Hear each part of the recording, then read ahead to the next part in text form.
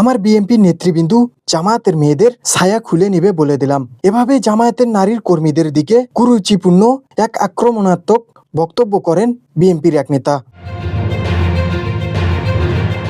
জানা গেছে ঘটনাটি ঘটেছে চুয়াডাঙ্গায়। সেখানে চুয়াডাঙ্গায় এক আসনের চিতলাই ইউনিয়নের বিএনপি নেতা মহাসিন আলী এই মন্তব্য করেছেন। জামায়াতের নারীর কর্মীদের বাড়িতে গিয়ে ভোট চাওয়ার বিরোধিতা করে এই কথা বলেন তিনি।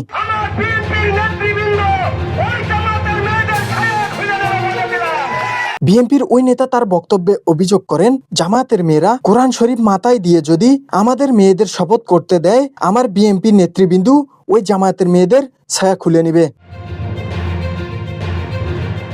বিএনপির নেতার এই কুরুচিপূর্ণ বক্তব্য সামাজিক যোগাযোগ মাধ্যমে ভাইরাল হওয়ার পর এই বিষয়টি নিয়ে প্রচুর সমালোচনা শুরু হয়। একজন মানুষ কিভাবে নারীদের নিয়ে এমন অশালীন মন্তব্য করতে পারে সেটা নিয়ে প্রশ্ন তুলছেন অনেকেই। বিএনপি নেতার এই বক্তব্যটি চোখে পড়েছে হাসনাত আব্দুল্লাহর। তিনি ওই বিএনপি নেতার সমালোচনা করে বলেন, তিনি মেয়েদের ছায়া খুলে ফেলতে চান। অথচ ওই বিএনপি নেতা ভুলে গেছেন মির্জা আব্বাস বোরখা পরে কোর্টে গিয়ে হাজিরা দিতেন এক সময়। ওই বিএনপি নেতা ভুলে গেছে গত 1.5 বছর আগেও মির্জা আব্বাস বোরখা পরে কোর্টে গিয়ে হাজিরা দিত।